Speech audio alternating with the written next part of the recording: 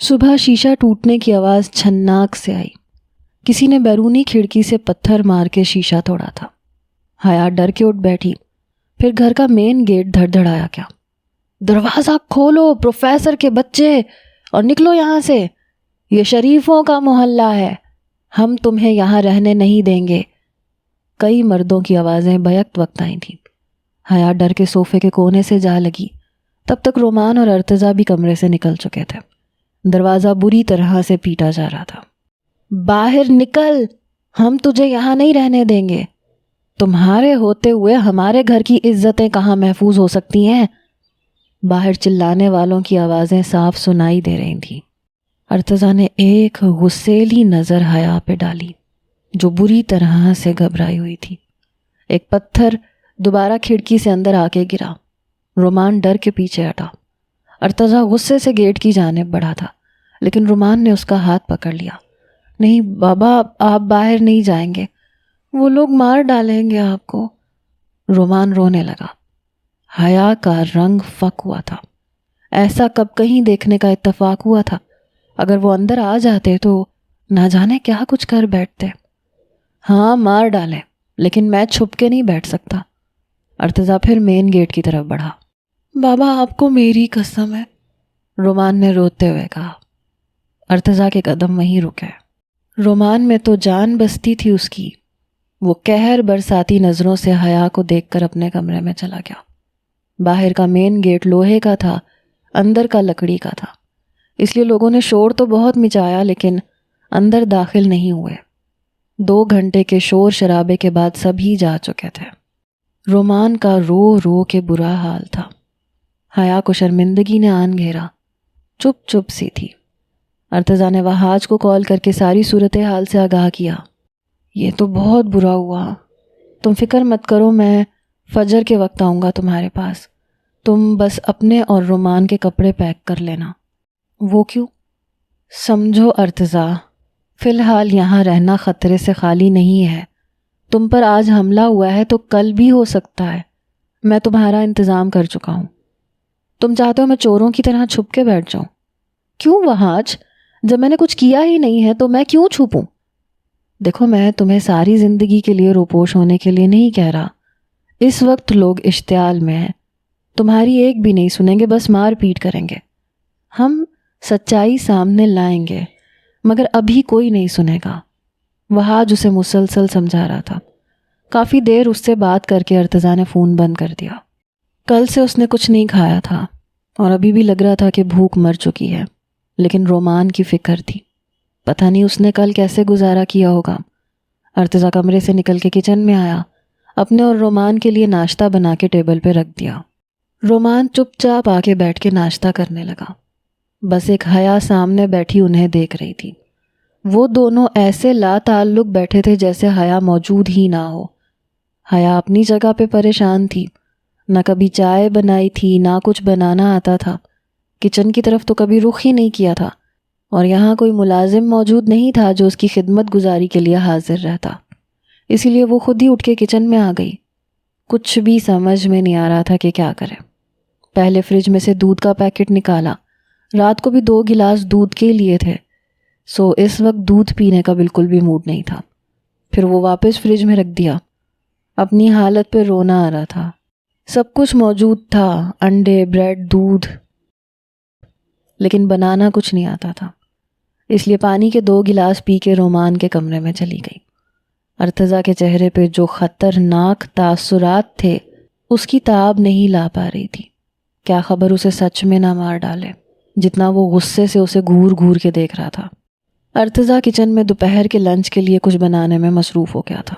جب رومان اپنے کمرے میں داخل ہوا، حیا رونے میں مصروف تھی۔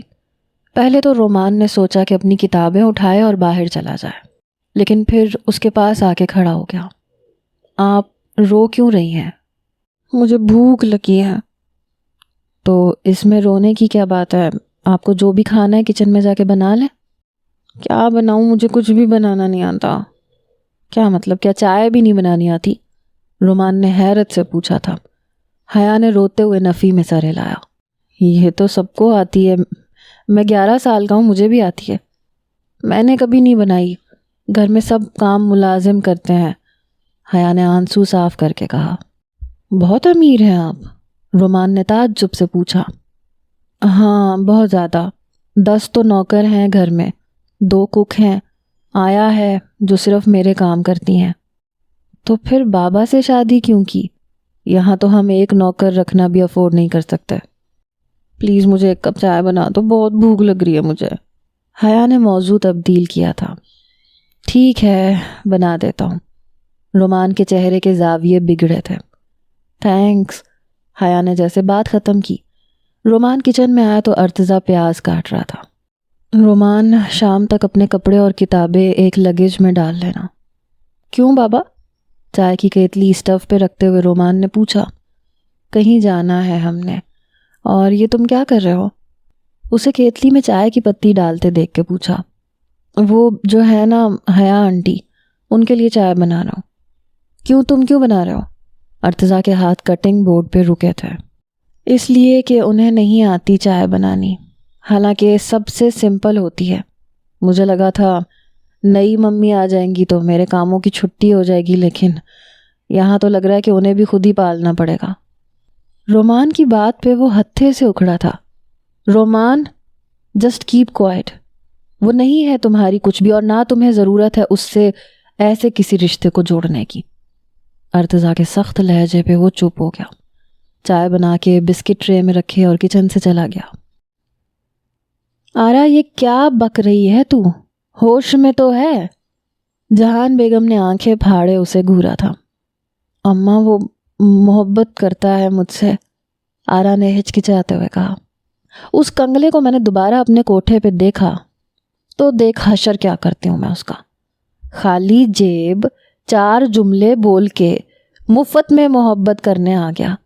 جہان کو سمجھ نہیں آتی کیا یہ بات؟ اپنا پان دان کھولے وہ بولی تھی۔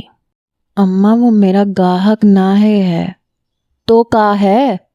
پان دان کو چھوڑ کے جہان بیگم نے آرا کو گھورا۔ وہ محبت کرتا ہے مجھ سے، اور میں بھی، آرا نے نظریں جھکا کے اعتراف کیا۔ جہان بیگم کو حیرت نہیں ہوئی تھی۔ دیکھ آرا، تجھے آخری بار سمجھا رہی ہوں، اب اگر وہ مولوی کا بچہ یہاں آیا تو تیری بھی چٹیا کھینچ لوں گی میں۔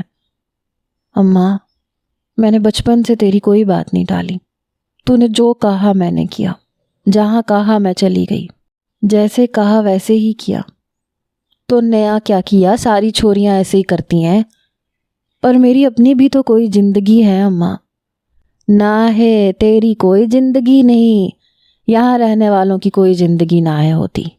اماں بس تو میری ایک بات مان لے، مجھے میری زندگی میں سے 1 مہینہ دیتے اماں، تیری قسم، اس کے بعد جیسا کہے گی کروں گی، کبھی کچھ نہ ہے مانگوں گی۔ مطلب کیا ہے تیرا؟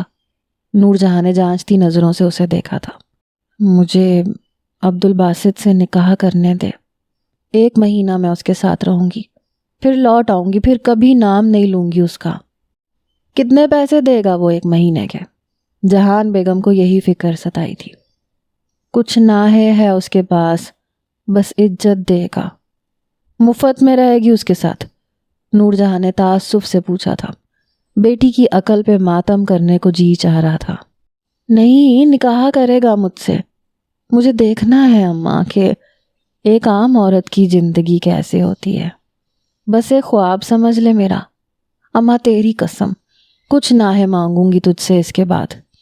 اس بات کا کیا بھروسہ کہ تو واپس آ جائے گی؟ اماں تیری قسم کھائی ہے۔ آرا نے ہاتھ جہان کے سر پہ رکھا۔ جہان بیگم نے پیچھے جھٹک دیا۔ میری قسم کاہے کھا رہی ہے؟ میرے مرنے پہ تو ایک آنسو نہ ہے بہائے گی، جانتی ہوں میں۔ اس چھورے کی کھا قسم، اس کی محبت کی جوت تیری آنکھوں میں کب سے جلتی دیکھ رہی ہوں میں۔ اماں میں سچ کہہ رہی ہوں، واپس آ جاؤں گی۔ چل ٹھیک ہے۔ وہ منہ ڈائریکٹر بھی کم بخت مر کھب گیا کہیں پہ۔ مہینہ بھر گزر گیا، پلٹ کے نہ آیا۔ جہان بیگم کو علی حمزہ کے نہ آنے کا قلق تھا۔ اماں عبدالباسط جمعے کو آئے گا مجھ سے نکاح کرنے۔ دیکھ آ رہا، پہلے وعدہ لوں گی تجھ سے بھی اور اس سے بھی، جہان بیگم پان دان میں سے پان کا پتا اٹھا کر اس پہ کتھا چونا لگانے لگی۔ ٹھیک ہے اماں، جو چاہے قسم لے لینا۔ اماں تو بڑی اچھی ہے، بڑی پیاری ہے۔ آرا جہان کے گلے میں بازو پھیلا کے بولی۔ اپنی بات پہ قائم رہنا آرا، واپس آ کے تو وہی کرے گی جو میں کہوں گی۔ ٹھیک ہے اماں۔ اس وقت آرا کو ہر بات منظور تھی، دل میں بس ایک ہی امنگ تھی، عبدالباسط کے ساتھ عزت کے لمحات گزارنا، یہ دیکھنا کہ عام سی زندگی کیسی ہوتی ہے، نکاح کیا ہوتا ہے، ایک عورت کے لیے یہ احساس کیسا ہوتا ہے، ایک مرد کے ساتھ ایک میاں بیوی والا رشتہ کیسا ہوتا ہے۔ وہ خوش تھی، بے انتہا خوش تھی۔ ایسے لگ رہا تھا کہ 1 مہینے کے بجائے جہان بیگم نے اسے ساری عمر کی آزادی دے دی ہو۔ علی حمزہ کی آنکھ اس وقت کھلی جب اسے لگا کہ اسے کوئی بری طرح سے نوچ رہا ہے۔ خون کی بو سونگھ کر چیل کوے اسی کو گھیرے ہوئے تھے، سمجھ رہے تھے کہ کوئی مردار ہے۔ علی حمزہ کو ہائی پاور کے نشے کے ٹیکے لگائے گئے تھے۔ اسے بہت دیر بعد ہوش آیا تھا، عصر مغرب کے بیچ۔ عبدالباسط نے اسے اچھا خاصا زخمی کر دیا تھا، رہی صحیح کسر پرندوں کے کھانے کے چکر نے پوری کر دی تھی۔ وہ اٹھ بیٹھا، بڑی مشکل سے پرندوں سے اپنا جسم چھڑوایا۔ سرخاب بھی چکر کاٹ رہا تھا، پیاسا تھا، گلا خشک تھا، یہ بھی سمجھ میں نہیں آ رہا تھا کہ کس راستے کو جائے گا تو آبادی کی طرف پہنچے گا، اور پھر لباس بھی جسم پر موجود نہیں تھا، اس لیے کنارے پہ گھنے درختوں کے پیچھے اپنے آپ کو چھپایا اور 1 گھنٹہ بھاگتا رہا۔ سانس بند ہونے کو آ گیا تھا، تبھی کچھ روشنیاں نظر آنی شروع ہوئیں۔ سامنے مین روڈ پہ پہنچ کے وہ ایک گاڑی کے سامنے آ کے گر کے بے ہوش ہو گیا۔ کسی نے اسے اٹھا کے ہاسپٹل منتقل کر دیا۔ 2 دن کے بعد اسے ہوش آیا تو اس نے اپنے گھر رابطہ کیا۔ 15 دن تک وہ زیر علاج رہا، لیکن فلم کے خیال کو اس نے پوسٹ پون کر دیا تھا۔ زوبیہ بیگم کا رو رو کے برا حال ہو چکا تھا۔ سلیمان اپنی جگہ پریشان تھے۔ ایسا قدم بیٹی اٹھا چکی تھی کہ جگ رسوائی میں کوئی کسر نہیں چھوڑی تھی۔ ارسل واپس امریکہ چلا گیا تھا۔ حیا کو کسی طور قبول کرنے کے لیے وہ تیار نہیں تھا۔ اس کا کہنا تھا کہ ایسی لڑکی جس کا میڈیا میں اس قسم کا اسکینڈل بن گیا ہو، وہ اسے اپنی بیوی کے طور پہ کبھی بھی متعارف نہیں کروا سکے گا۔ بہت سے لوگوں کی چلتی زبانوں کو مزید موقع مل گیا تھا کہ عورتوں کی مہم چلانے والی زوبیہ سلیمان، جو عورتوں کو شوہر سے 1 تھپڑ کھانے پر عدالت کی راہ دکھاتی ہیں، اس کی بیٹی نے اپنے لیے انصاف کے لیے نہ عدالت کو زحمت دی، نہ کسی لیگل ادارے کو، بلکہ اسی کے ساتھ نکاح کر کے چلتی بنی جس پر ریپ کا الزام لگایا تھا۔ ان کے سرکل کے لوگوں کے لیے گرم موضوع آج کل حیا سلیمان تھا۔ کہنے والوں نے یہ بھی کہا کہ لڑکی نے شاید شادی اسی سے کرنی تھی، ماں باپ شاید انکار کر دیتے اس لیے ڈرامہ رچا کے شادی کی، ورنہ ایسے شخص کے ساتھ کون سی لڑکی رہ سکتی ہے جس نے ایسی گھنونی حرکت کی ہو۔ سلیمان نے آفس جانا ترک کر دیا تھا۔ زوبیہ بیگم کی سوشل ورکنگ بند ہو کے رہ گئی تھی، عزت خاک میں مل گئی تھی، کسی ملاقاتی کو ملنے کی اجازت نہیں تھی، وہ اپنے ہی گھر میں بند ہو کے رہ گئے تھے۔ حیا سے انہیں پرخاش تھی، کیوں نکاح کیا اس نے، کیس کرنے سے کیوں انکار کیا، لیکن بے بس تھے۔ رات کے 4 بجے وہاج پہنچ چکا تھا۔ ارتضیٰ اور رومی تیار تھے۔ حیا سے رومان نے ہی کہا تھا کہ وہ 4 بجے تک تیار رہے۔ رومان سے اس نے بہت بار پوچھا کہ کیوں تیار رہنے کا کہہ رہا ہے، کہاں جانا ہے، لیکن جب اس نے کہا کہ ارتضیٰ نے کہا ہے تو وہ چپ ہو گئی۔ رات کے اندھیرے میں وہ گھر سے نکلے۔ گاڑی مری کی طرف گامزن تھی، مگر مین مری سے ہٹ کر کسی دوسرے راستے کی طرف چل رہی تھی۔ 2 گھنٹے کے بعد ایک سنسان سی جگہ پر ایک کوارٹر تھا جہاں وہاج نے گاڑی روکی، چابی ارتضیٰ کو پکڑائی۔ فی الحال یہاں پہ تم سیو رہو گے، چند دن میں یہیں کسی مقامی سے تمہیں میں گاڑی کا انتظام کروا دوں گا۔ وہاں پہنچتے پہنچتے دن کی روشنی شروع ہو چکی تھی۔ رومان اور حیا پیچھے بیٹھے تھے۔ گاڑی سے اترتے ہی وہاج واپس چلا گیا تھا۔ ارتضیٰ نے پہاڑوں کے بیچوں بیچ بنی سیڑھیاں دیکھیں۔ وہ کاٹیج پہاڑ کو کاٹ کے بنایا گیا تھا۔ چند سیڑھیاں اتر کے اس نے پیچھے آتے رومان کا ہاتھ پکڑا، کیونکہ بنا سہارے کے رومان سے اترنا مشکل تھا اور حیا اس سے بھی زیادہ نازک مزاج تھی۔ آخری سیڑھی پہ کھڑی وہ یہ سوچ رہی تھی کہ نیچے کیسے اترے۔ آڑے ترچھے پہاڑی راستے پہ بنا سہارے کے چلنا دشوار تھا۔ کیا کروں میں، کیسے اتروں؟ کب سوچا تھا کہ یہ سب بھی زندگی میں ہونا باقی ہے۔ ارتضیٰ کاٹیج نما گھر کے پاس پہنچ کے دروازہ کھولنے لگا۔ رومان نے پلٹ کے دیکھا تو حیا وہیں کھڑی تھی۔ آنٹی جلدی آئے نا، وہیں کھڑی رہیں گی کیا؟ رومان نے بلند آواز سے کہا۔ کیسے آؤں؟ بنا سہارے کے کیسے اتروں یہاں سے؟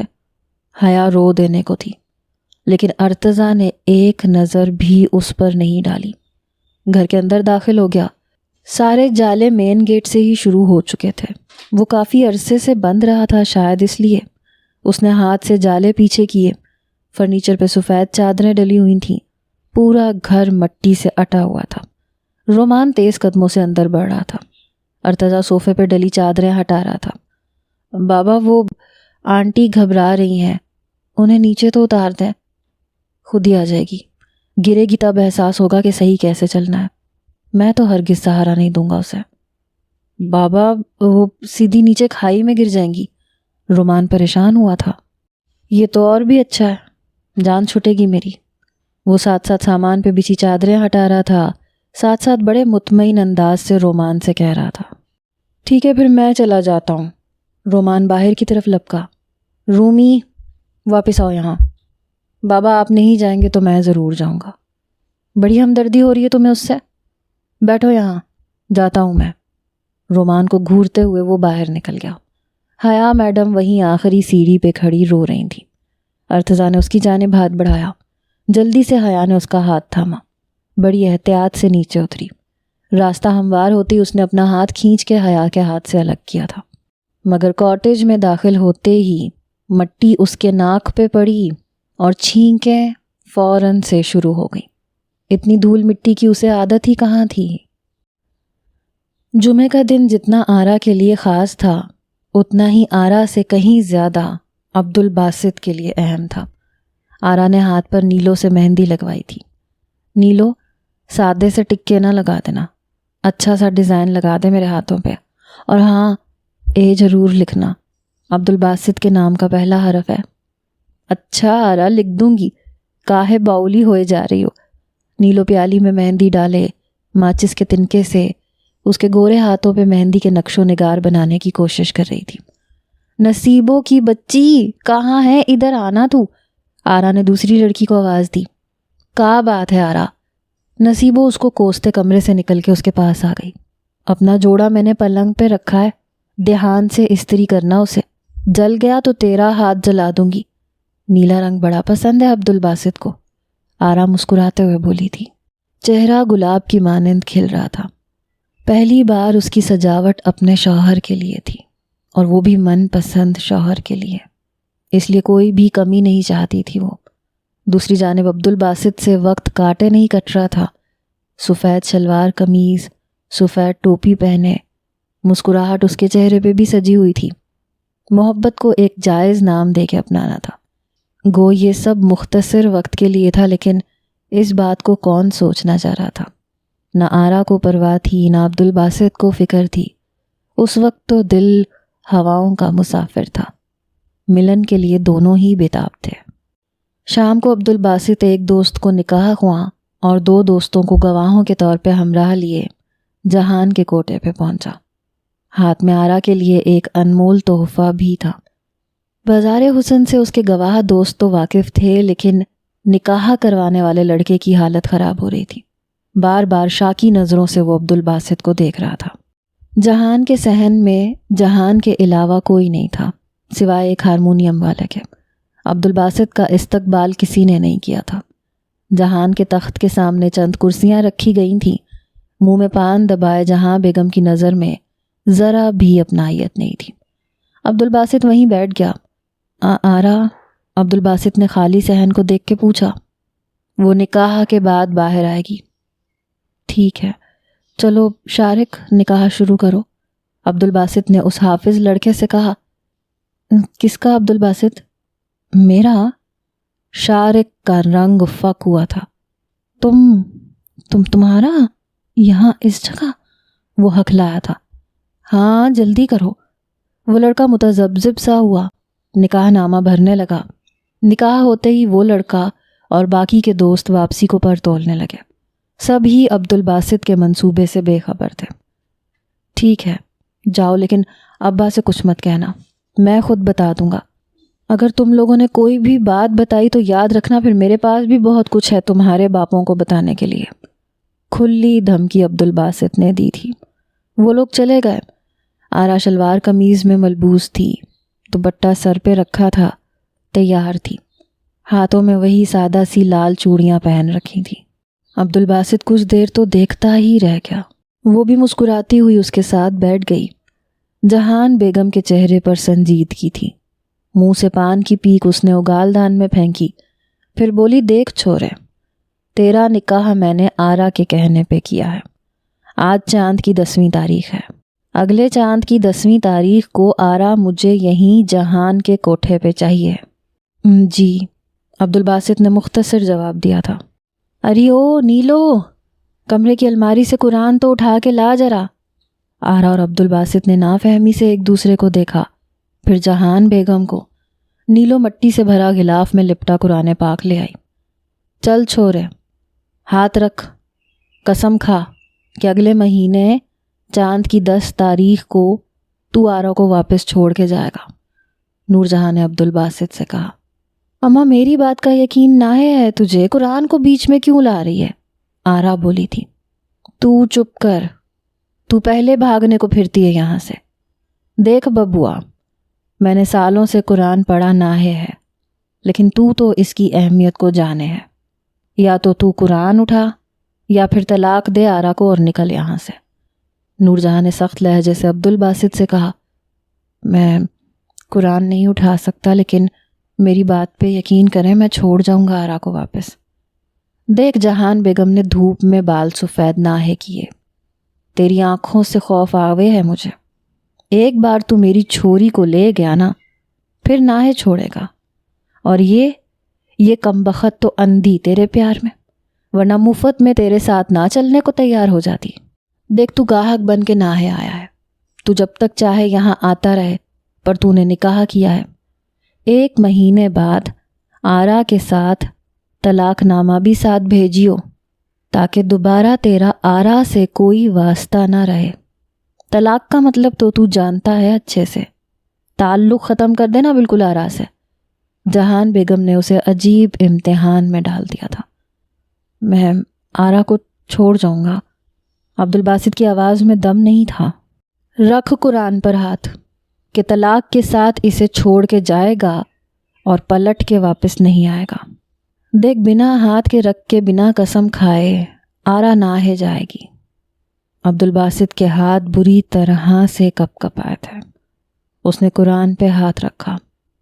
میں آرا کو 1 مہینے کے بعد یہاں چھوڑ جاؤں گا، یہ کہہ کے عبدالباسط نے ہاتھ اٹھا لیا۔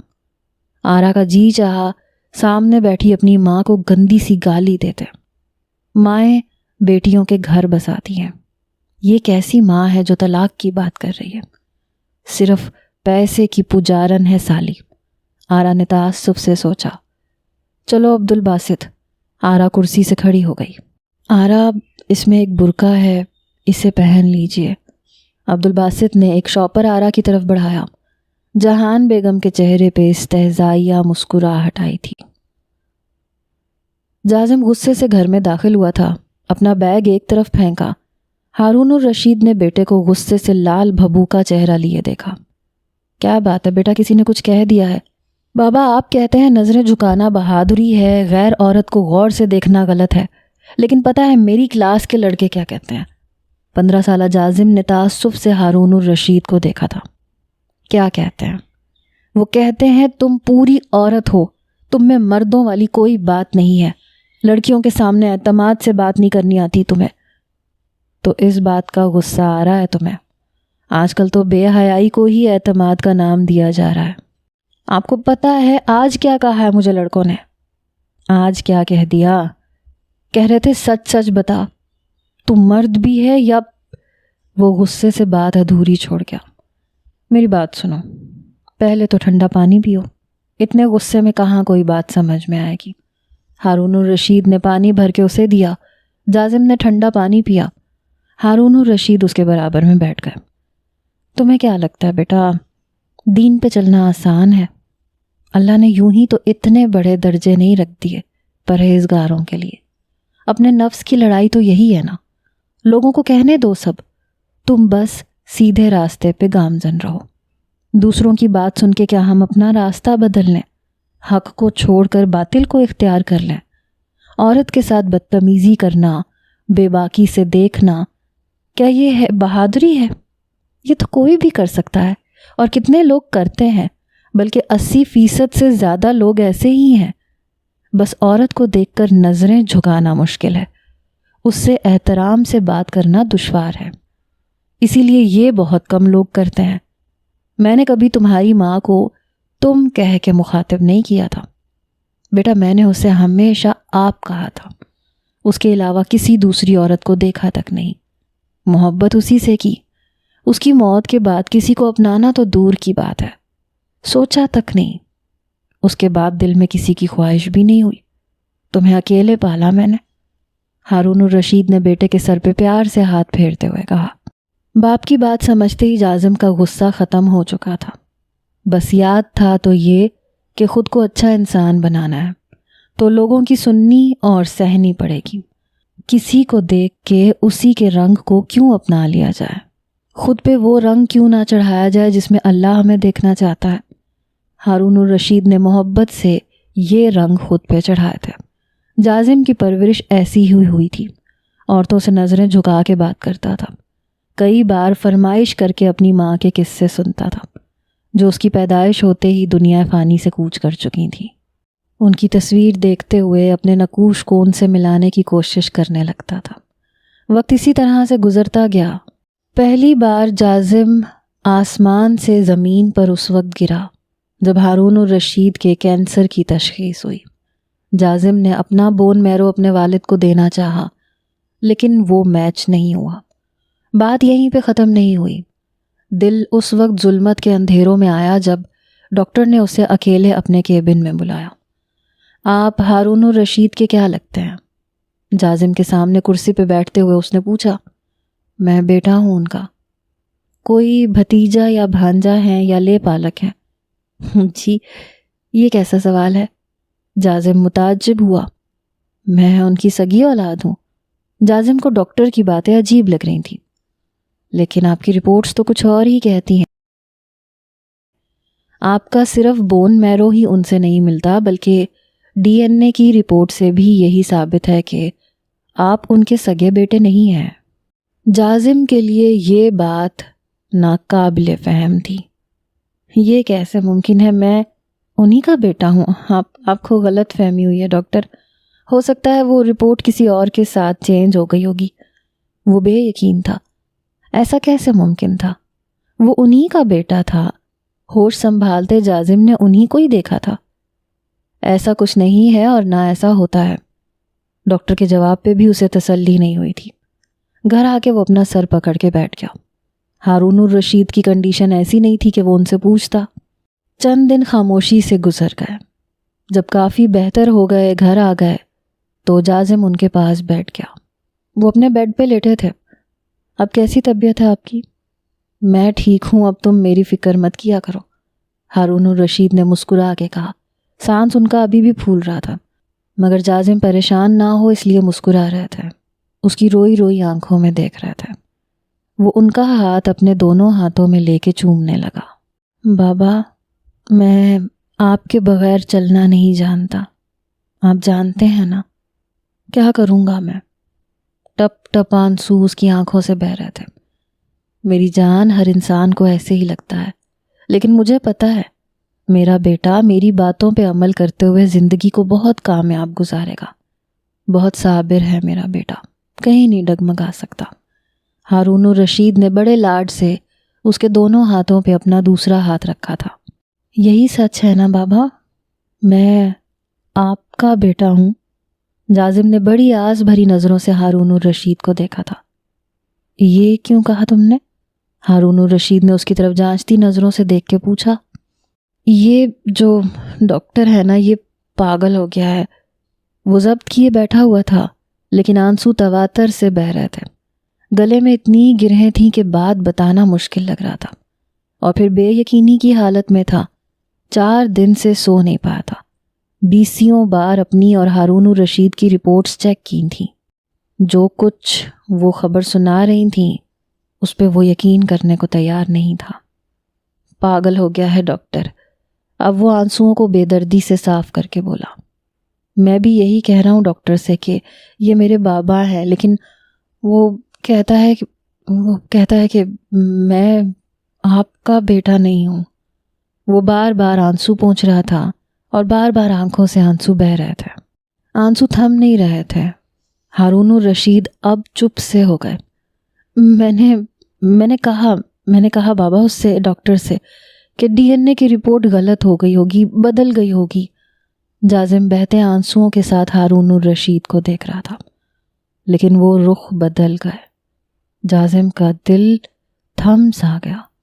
اسے تو لگا تھا کہ بابا غصہ کریں گے، ڈاکٹر کی بات سن کے کہیں گے کہ ڈاکٹر پاگل ہو گیا ہے، تم میرے ہی بیٹے ہو۔ لیکن ان کی چپ نے جیسے اس کے اندر اتنی گھٹن کر دی کہ جیسے دم نہیں نکلے گا۔ ایک دم اس کے ہاتھوں سے ہارون الرشید کے ہاتھ چھوٹ گئے۔ جازم کو لگا کہ وہ بے جان سا ہو گیا ہے۔ ہارون الرشید کی آنکھوں کے کناروں سے آنسو بہنے لگے۔ جازم کی بے چینی بڑھی۔ یہ کون سا سچ تھا جس سے وہ ابھی تک انجان تھا؟ اس کی سیدھی سی چلتی زندگی میں اب آزمائشیں شروع ہو چکی تھیں۔